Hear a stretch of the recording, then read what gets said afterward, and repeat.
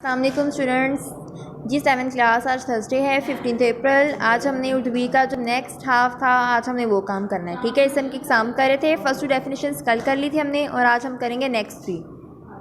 Next 3 में ये देखिए, पहला है इसमें मश्तक। मश्तक के मायने है निकला हुआ। मश्तक वो इसम है जो किसी मस्तर से बना हो। ये जो वर्ड लिखा है आपने इस जगह लिखना है किसी। ठीक है,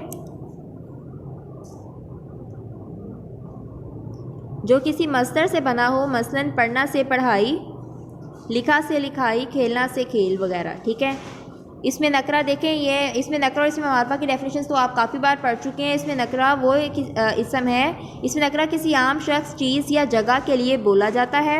मसलन लड़का, लड़की, किताब, दरख्त, यहाँ पर कोमा आएगा वगैरह। इसमें मारफा देखें, किसी मखसूस शख्स, मखसूस कहते हैं ख़ास को, किसी मखसूस शख्स, जगह या चीज़ के नाम को इसमें मारफा कहते हैं। मसलन मस्जिद अक्सा, कायदे आज़म, गारे हिरा, कोहे मरी वगैरह। ठीक है, आपने ये तीनों डेफिनेशंस लिखनी भी हैं और इसको ये नोटबुक पे लिखनी है और इसको याद भी करना है। ठीक है, अल्लाह हाफिज़।